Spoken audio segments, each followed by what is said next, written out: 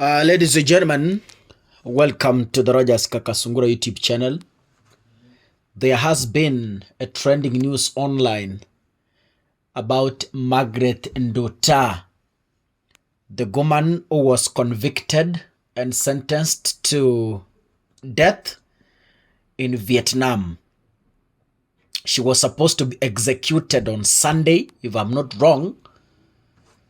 But then one of the senators from the Republic of Kenya intervened, because I remember he was the very first person to do a long letter to the president and the National Assembly.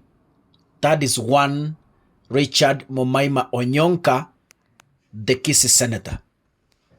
Richard did a letter. I remember I did an analysis on that letter.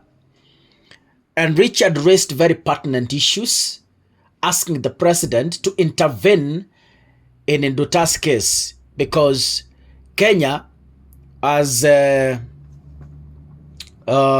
good ties with Vietnam, because we saw Vietnam officials in Kenya a few months ago.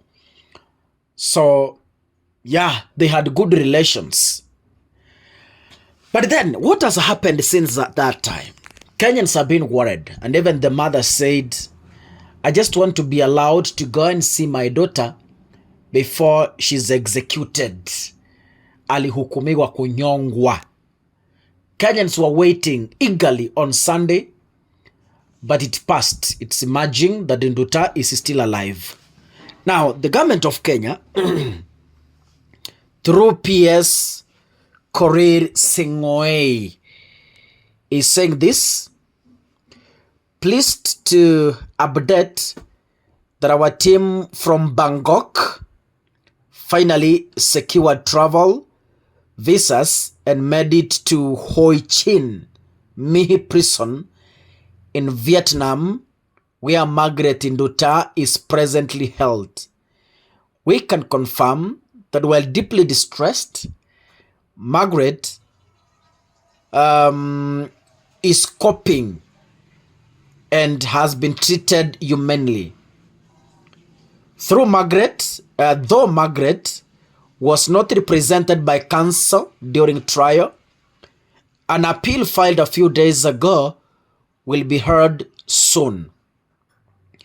In the meantime, we continue to engage our Vietnamese counterparts on other options towards resolving this difficult matter.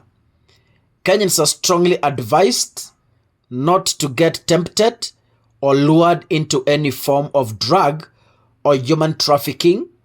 It is an extremely dangerous and costly misadventure. Now, from this post from PS Sing'oei, it reveals that yes, it's true. A team from Kenya is already in Vietnam, and they have already met Margaret Nduta. And they say when Margaret was being convicted, she was not represented by any counsel. So those of you who have been asking questions online, I know there has been fake news. There has been fake videos showing how Margaret is being executed. I saw some AI generated videos. And you know, nowadays in the digital era, if you are not that keen, you can be misled with a generated video from artificial intelligence, because they are all over on TikTok. So we've seen them. Margaret Nduta dressed in white, I don't know what, she's going to be executed. Those were all fake. The reality of the matter is Margaret is alive. She has not been executed. And the team from Kenya has already made an appeal that was filed a few days ago. Imagine, all along, since this case started, William Ruto has been silent. And the Ministry of Foreign Affairs has all been silent. Not that they don't know.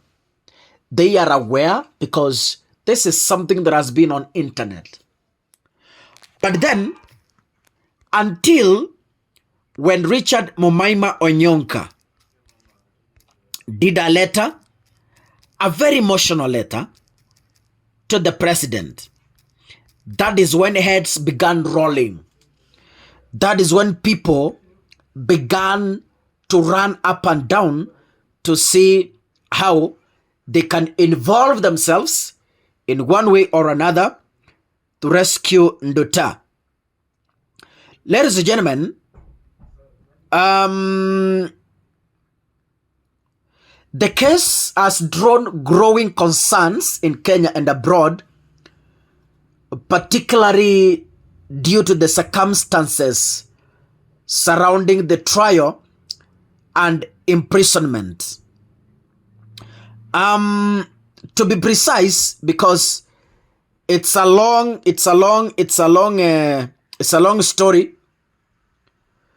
Ladies and gentlemen, the ministry has pledged continued consular support for Nduta as our appeal moves forward.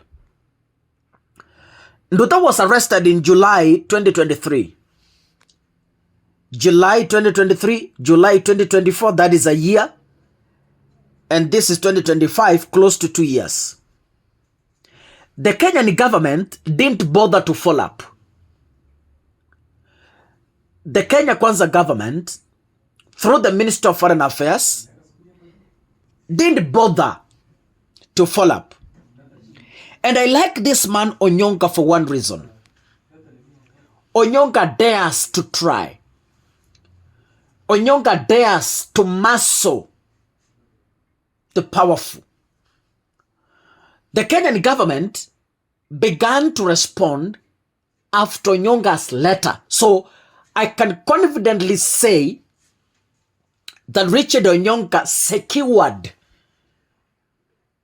Nduta's life, because Vietnam had already decided huyu anaenda kunyongwa. After the letter from Onyonka is when the government reached out and wakasema tumeelewana na Vietnam's government, Nduta is alive, we shall see what is going to happen. William Ruto's government is careless. It doesn't care about people. It doesn't care as long as they are looting, as long as they are eating, as long as their families are well, as long as they are shouting every day on top of vehicles. That is their life. They care less about what other Kenyans are going through in Kenya and abroad. So congratulations to Richard Onyonka, and we hope the government is going to follow this matter to the latter until we secure the release of Margaret is not a criminal. If you read these stories and you understand, they are given these drugs unknowingly. Someone gives you a bag and you don't know whether it's drugs. Unashikwa nayo. And that is how they are being set up. So let's pray for Nduta's life as the Kenyan government moves to secure her release, or as the government moves to proceed with the appeal. God bless you. See you in the next episode. Asanteni sana.